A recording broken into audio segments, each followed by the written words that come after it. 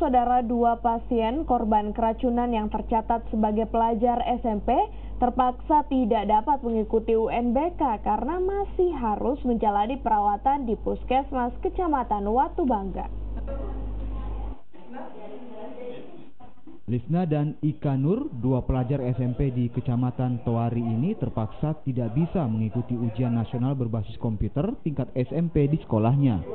Mereka menjadi korban keracunan saat menghadiri pesta pernikahan di Desa Horongkuli Minggu malam 22 April lalu.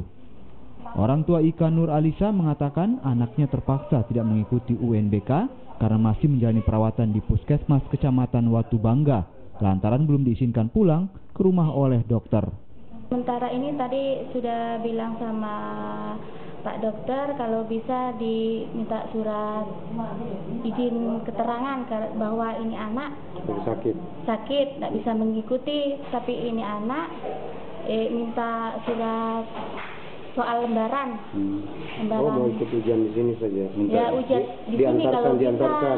Ya, kalau bisa diantar di sini, itu mintanya ini anak, kasihan.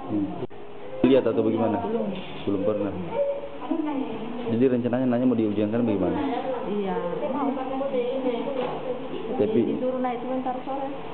Oh, sebentar sore naik ujian begitu? Naik ujian, tak tahu apa bisa ujian atau tidak.